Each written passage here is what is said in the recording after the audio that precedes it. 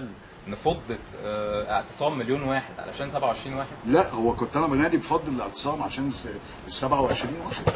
امال حضرتك لا، بتقول مش حضرتك عشان نرجع الاستقرار. انا كنت بقول نفض الاعتصام.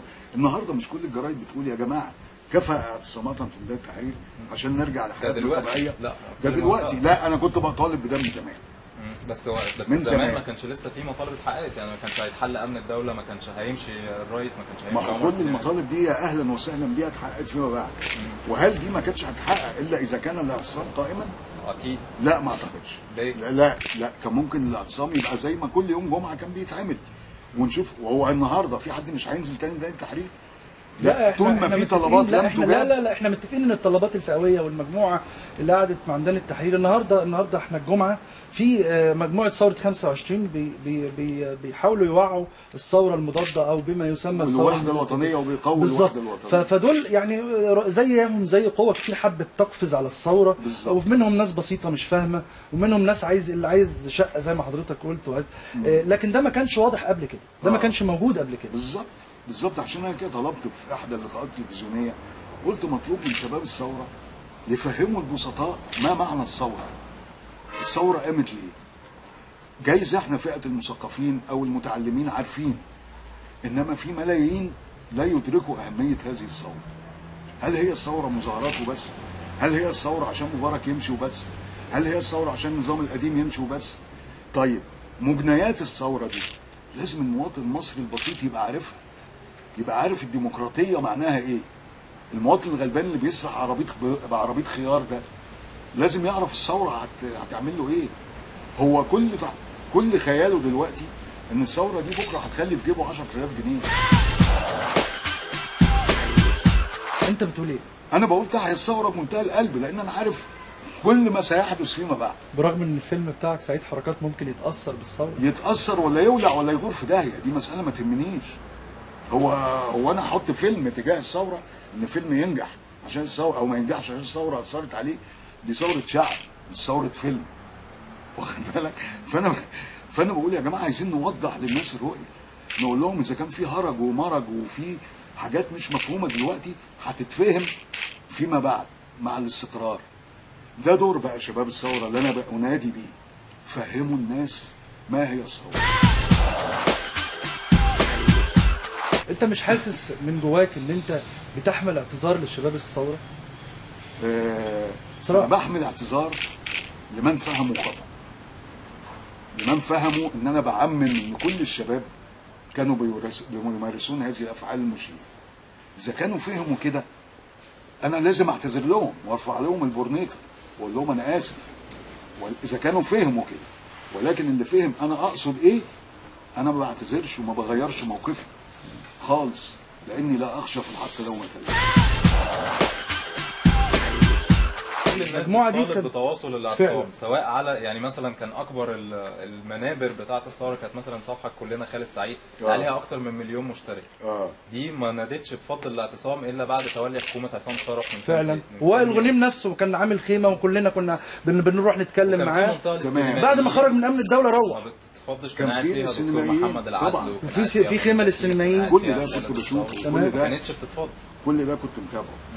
ولكن احنا كان موقفنا ايه؟ احنا كشعب ما كانش في بدايه التحرير. لا، اللي واقفين على الارض هم كانوا برضو اهل الثوره يا استاذ طلعت. احنا كنا يعني في بعض الناس كانت في البيوت، ما هم دول اهل الثوره لكن مش قادرين يشاركوا لظروف ما. انما الملايين اللي كانت واقفه مش 4 ايام، لا دول من 25 ل 11 فبراير. حلو. وعدم بقى مشاركه الناس اللي في البيوت دي كانت ناتجه من ايه؟ لان هم كانوا خايفين على البيوت ان هم يمشوا ويسيبوها. طيب احنا قسمنا بعضنا، يعني كان في اللي هو بيقف يحمي بيته، تاني يوم يروح الصبح المظاهرات او بالليل. يا جماعه ليس كل ميدان التحرير مصر يا جماعه في الوقت ده ما هو لازم نفهم الحكايه دي. لا انا بقول لحضرتك يعني ان اللي كانوا موجودين، انا مش عايز حد يشكك في ثورتي او في ثوره ابن عمي ان هو في مدى مصريته ان هو ما نزلش ميدان التحرير. لا هو المقصود ان اللي كانوا موجودين في ميدان التحرير، لا احنا بقينا دلوقتي بنتهم اللي ما نزلش ميدان التحرير انه مش ده مش اتهام صحيح. ما هو ده اللي سايد دلوقتي موجوده في التحرير ما كانتش ناس مندسه. بعد يوم 28 كانوا يوم ثوار حقيقيين، كانوا ناس ثوار حقيقيين. ما هو الاندساس له كذا شكل، مش في اتقال ان في اخوان مسلمين، وفي اتقال ان في عملاء من خارج مصر، وفي اتقال كنتاكي، واتقالت حاجات كتير. وليكن انا ما اتكلمتش عن دول خالص لان كل دي اكاذيب. لا وربما يكون اصل في اصابع خارجيه وفعلا الاخوان حبوا يستغلوا بالظبط. انا اتكلمت على ما رايته بعيد. لو انت قاعد في فصل وانت في ابتدائي ولد راح مولع سيجاره في فصل فيه 40 تلميذ، الحسنه بتخص والسيئه بتعم. ده حقيقي. مش كده؟ الفصل كله هيتذنب، الفصل كله هيتذنب، مش الولد بس اللي شرب سجاير. بس ده يعني ده كان مبدئي في الحكايه، ان واحد بس ممكن يسيء للملايين دول من الشباب. افرض وكاله انباء صورت حاجه زي دي، الحمد لله ان مفيش حاجه اتصورت. انا ارجع بس السؤال اللي قاله محمود، انه هو بيقول لحضرتك القصد مش انه الثوار قعدوا 3 4 ايام، لانه في كلام حضرتك بتقول الناس مشيوا بعد 28، لا هو في ناس مشوا، في ناس اوكي. السواد الاعظم من الناس مش اللي مشوا ولا حتى اللي كانوا بيشربوا بياتوا بالافعال المشينه. السواد الاعظم الناس كتير، الشباب الكتير واللي التف حواليه الشعب. فعند حضرتك كده محمود ممكن يعني يكون شايف انه في تسفيه من الناس اللي موجوده في ميدان التحرير؟ اطلاقا اطلاقا، انا لم اقصد التسفيه يا جماعه. انا في كل التلفزيونات طلعت وقلت انا مع هذه الثوره، ولو انا اعي ذلك كان زماني من اول نزلوا ميدان التحرير. بس انا ما هو اعتى السياسيين في العالم ما كانش يتوقع الثوره. بالظبط بالظبط. كلنا لما بدات كل البيوت، انا بتكلم كواحد مصري عادي، لما بدات المظاهرات الظهر قلنا بالليل هتخلص كما تعودنا ان تحدث امام دار القضاء مظاهره او نقابه الصحفيين 3 ساعات وهتخلص. ولكن اذا كنا نعلم ان هذا ستجنيه هذه المظاهره او هذه الثوره كنا كلنا نزلنا. يعني زي ما حضرتك انفعلت بوجود قله مدسوسه في الميدان، زي ما برضه في مجموعه انفعلت لكلامك وكلام غيرك من الناس. بالظبط. ولكن ما توصلش المساله يعني نغفر لبعض، ما توصلش المساله الى صور محطوطه في ميدان التحرير للموجودين في هذه القائمه السوداء ونجرسهم. يعني ما ينفعش الكلام ده. انا في واحد صاحبي من شباب 25 يناير لقى صورتي في الميدان، طلب من الشباب قال لهم لو سمحتوا شيلوا صوره الراجل ده لان انا عارفه، انا ما بشكش في وطنيته. هذا الراجل اسمه احمد عواد، مخرج سينمائي، وكان موجود منذ فجر 25 يناير الى الان، احد المعتصمين في نقابه احد المعتصمين. قال لهم انا عارف الراجل ده لانه صاحبي، ده لا يسيء الى الثوره، ده عنده خلط، وقال اللي شافه لو سمحتوا شيلوا صورته. طيب هي كانت ايه رؤية حضرتك في وقت ما كنت بتطالب بان الناس تبتدي ترجع والاستقرار وكده؟ كان ايه هو الاستقرار اللي تقصده؟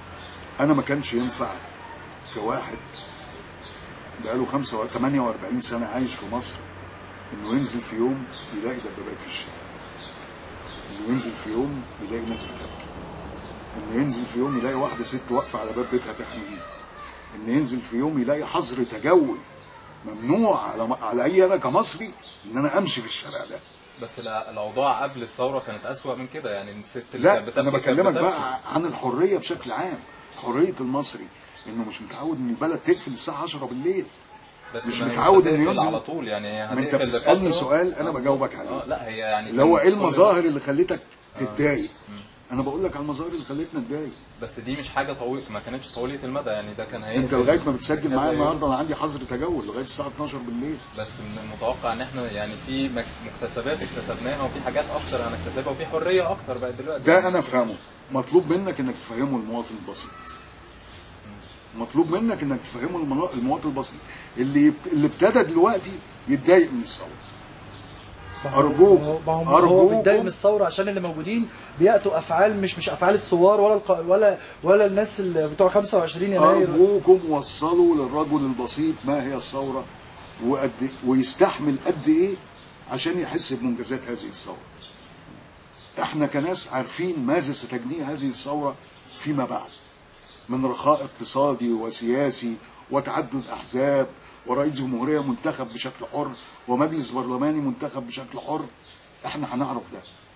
الراجل البسيط نطلب مزيد من التوضيح.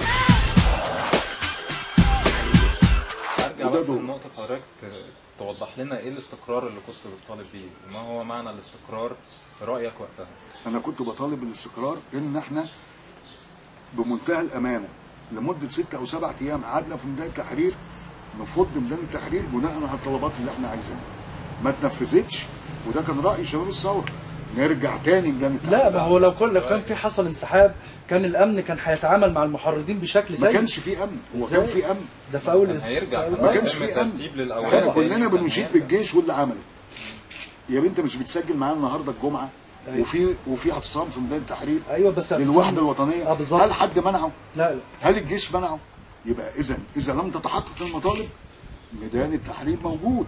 لا، اقصد انه كانت وجهه النظر بس عند الحاكم الدكتاتور بيستخدم اصابع الامن دايما في تصفيه خصومه، انه كان فعلا زي ما محمود بيقول كان هيرتب اوراق ويشوف مين المحرضين ويقبض عليهم ويكونوا مثل للمتظاهرين، فكانش حد هيرجع. وهو ما كانش ينفع يرتب اوراقه في وجود المجموعه دي اللي في ميدان التحرير. يعني هل لازم يبقوا موجودين؟ هل ميدان التحرير اللي هيعوقوا عن ترتيب اوراقه؟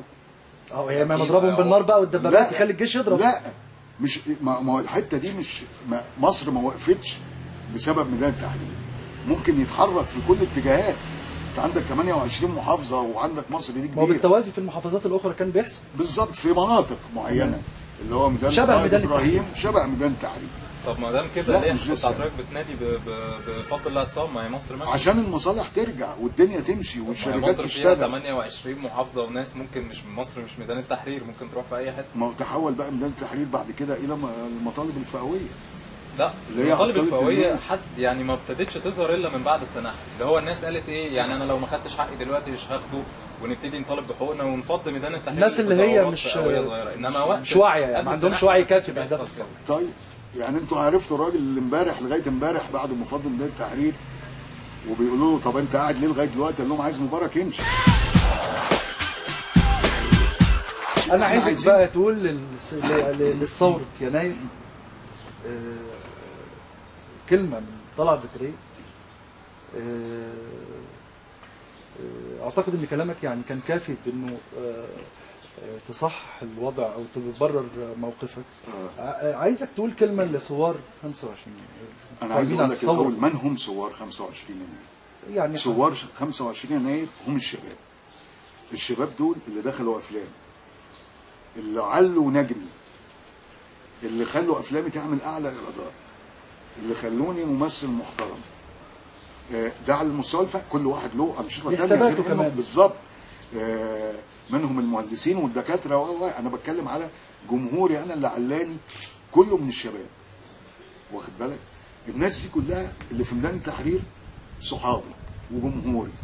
ايه اللي هيخليني اخد موقف ضدهم؟ لا يمكن، مستحيل. وانا اذا كنت عرفت ان هذه الثوره ستؤتي بهذه الثمار انا كان زماني من اول المشاركين في 25 يناير. ليه ما اتكلمتش عن الحاجات؟ يعني شفت مثلا 27 واحد، ليه ما اتكلمتش عن باقي الناس؟ اتكلم ايه؟ انا قلت انا مع الثوره قلبا وقالبا. لا هو انا فاضل ان انا اروح ابوس ايد واحد واحد؟ لا مش مكتوب كده خالص. بس ليه ما اتكلمتش مثلا عن ان في حاجات؟ يعني حضرتك لما دخلت ميدان التحرير ايه الاجراءات اللي اتخذت معاك لغايه ما وصلت لغايه داخل؟ ولا اي اجراء اتخذ معايا. ما حدش فتشك ولا حد شاف. ما لو شاف بطاقتي كانت بقت مشكله. طب بس ازاي ده كل الناس ما كانش في حد بيخش الميدان غير لما يتفتش؟ لا انا دخلت الساعه 2 بالليل.